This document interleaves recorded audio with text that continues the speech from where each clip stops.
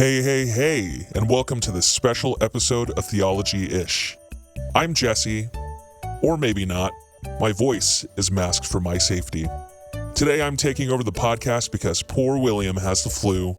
Boo-hoo. This week, instead of coming up with original material, I'm going to recycle everything. All 21 plus hours of content. Give you some funny bits, things you weren't supposed to hear, things that you need to hear again, and whatever the I did it again. And whatever the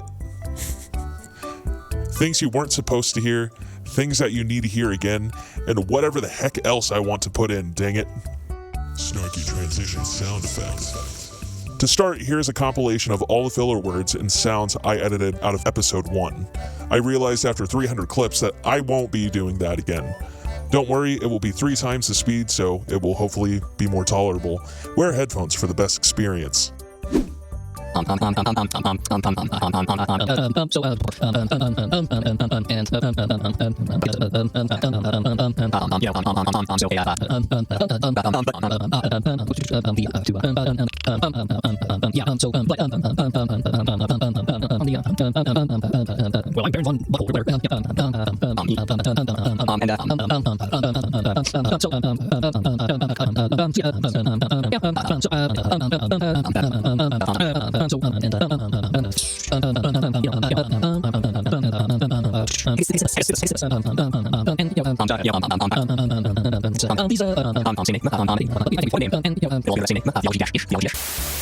Wow, that was a lot of ums and ahs. Maybe we should have a drinking game, but only with yellow church coffee, because we're Baptists, of course. Now here are some fun moments from episodes 2 through 8. In certain Jewish sects, not sexes. Yeah, I wouldn't say that like that. S-E-C-T-S. Sects. Yeah, there you go. Yeah. Make that real clear. Yeah, we're going to cut all this out. So we could say a cuss word. We could. Wiener. Butthole. You really nailed that name. Yeah. How would you pronounce it? It's at the very end. Very end right there. Let's take a look here. Hegesepsis. Hegesepsis? Whatever. Hegesepis. Yeah. We're going to have to start putting $1 into a jar every time you say Hegesipis. Hegesipsis. By the end of this episode. Well, this should be my last mention of hegesipsis. So I hope so for your sake. There's, I don't know, probably $10 in that jar by now. But give it to charity or something. Yeah, sure. Why not? Or me, so I could buy a blanket. This basement's really cold. Well, you're going to cut this part out? Oh, yeah. I think it gives it like a kind of, kind of natural feel. Not sure that's what people are coming here for, frankly. There are people coming? Like, maybe don't phrase it like that. Oh.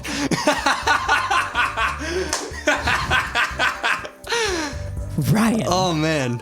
This is a Christian podcast. This is definitely getting cut. Yo. How you doing? I'm doing pretty good. How are you? I'm doing good. Sweet.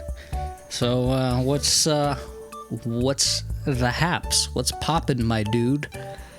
Not that language. No? No. You don't vibe with my new urban vernacular? You're giving off strong, like, youth pastor vibes, trying to get hip with the Gen Z kids, you know? And it's not working out great. Yo, kids, Jesus for real be bussin', no cap. No cap, bussin' for real. For real, man. Yeah. Ain't even playing. Anyway, as someone who almost got a degree in youth ministries, this hurts. Yeah. This hurts a lot. Yeah, that's not as much as the student debt would have hurt with that degree. And that's the true. Job prospects it would have afforded you. That's very true. You. Ow, I feel attacked. Be watchful over your life. Never let your lamps go out or your loins be ungirt, but keep yourself always in readiness. Sorry. Is there something funny about the word loins, Ryan? The look that you gave me did me in. You gotta girt your loins. Jesse, if you wanna snip this bit, I'm gonna try that again. Fun fact: girding one's loins has nothing to do with yogurt. Oh man, the look you gave me sent me over the edge. I was like, I can do this. I can read that. And then you looked at me. Oh, I'm crying. Okay. If you want to cut this, I'm going to try again, Jesse. Be watchful over your life. Go for it, Ryan. Be watchful and go for it. Okay. I think you're going to start laughing again. No, take two. All right. This closing section is on eschatology. Be watchful over your life. Never let your lamps go out. I can't do it. All right. Let's have you try this. But that doesn't mean we all have to be that part of the body. And we shouldn't all be that part of the body. A body that's a bunch of hands is just a big pile of hands. It's not a body. And it's terrifying to look at. It's a big pile of hands, Ryan. Man. Or one giant hand. But it's still not a functioning body. Yeah. It's a bunch of hands in the shape of a person. That hand man. The hand man, yes. The newest Marvel superhero. I was going to say that's the next Halloween movie coming to you soon, The Hand Man. The Hand Man in a world where everyone wants to be a missionary to Africa. It's a big pile of hands shaped like a guy. This is our big break, William. This is how we make our million. Anyway. I'm dead, bro. Anyway. This next one needs some explanation. Brian made a comment about differences in theology of the Jews. Nothing really wrong with that. But they recorded it before something really devastating, Hamas invading Israel. I decided to cut it out. It's not the names. It's one name. That's a pretty important... Checkmate, Jews. Ryan! No!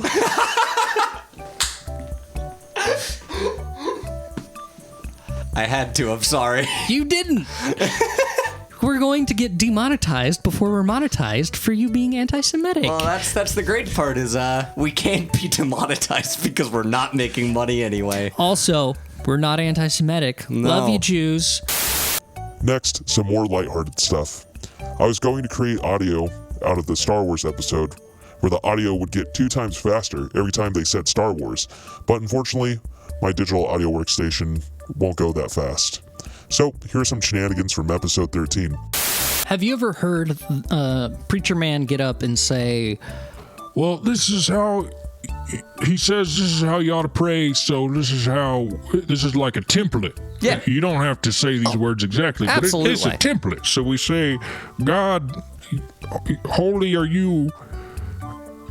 I love you, God. And your will be done. Not mine. Not mine. Yeah, so he returns to Germany and was then appointed the head of an underground seminary in Finkenwadel. Can you read that location name for me again? Finkenwadel. Finkenwadel. For Which is a silly training name confessing for church pastors. So, in 1937, Gestapo, whoever that is. It's the secret police. Yes. Yeah, I knew that. Yeah. Yeah, the I Gestapo. knew that. Yeah. The Gestapo. I knew that. Yeah, the Gestapo mic. closed the seminary in Finkenwadel. Yeah, I'm sorry. I'm so sorry. This next audio, I took out originally because William's anger toward Shelby Spong could have been taken wrong. They didn't realize that he actually passed away, so even if they joked about it, they are not threatening violence towards someone alive. Indeed, the very word up is a meaningless concept in our time. When citizens of China and the United States point upward, they are pointing in diametrically opposite directions. Up is a spatial image. Can we just put a pin in that? Okay. I would like to take John Shelby Spong and throw him down a flight of stairs. And then I would like him to explain to me what happened without using the word down, because we've been to the moon, so the word down doesn't mean anything. Oh, man.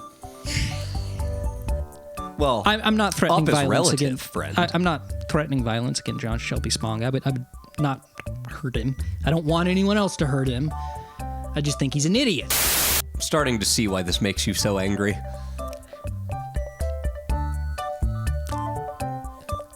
I want to hit John Shelby Spong with my car.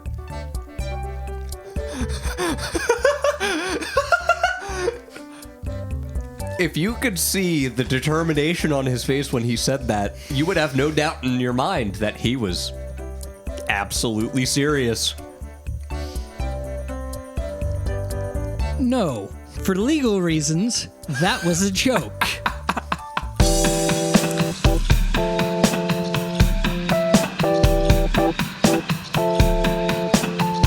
Your call is very important to us. Please stay on the line. A representative will be with you shortly. I swear, if this ends up being like our most popular episode to date, and it's just you yelling, I'm basically a terrorist now. this is hilarious. I've made I threats. should have brought a bowl of popcorn. This is great. The Nicene Creed didn't fall from heaven fully written. It's true. We had some asshole named Arius that Spong's a big fan of, who started saying things about how Christ was a created being. His tagline was, "There was a time when he was not." Right? That's Arius's tagline. Yeah. Here's some anti-Semitic shit that he says. Nice. I've started cussing. Dang, that's You have. like the third, fourth one. Yeah, Jesse's going to have some work to do. Jesse, if you want to like bleep those or whatever, God must either grow or die.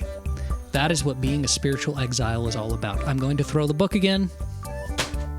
So then Shelby Spong is just full of Yeah, I've got some bad news. full of poop. And that bad news is that Shelby Spong was wrong.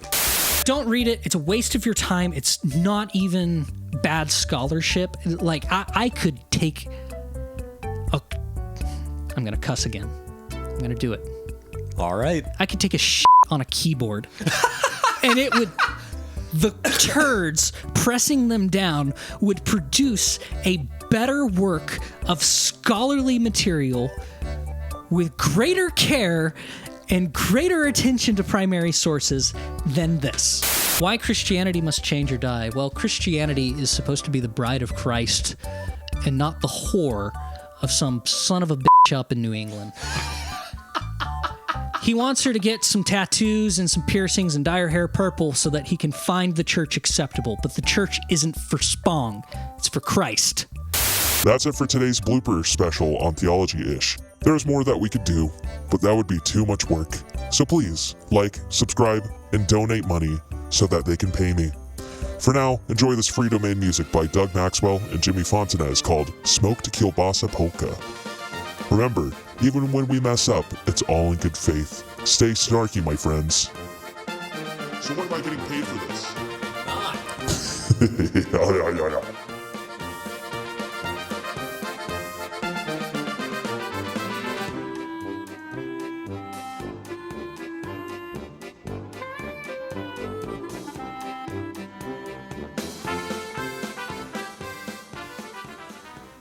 Wiener.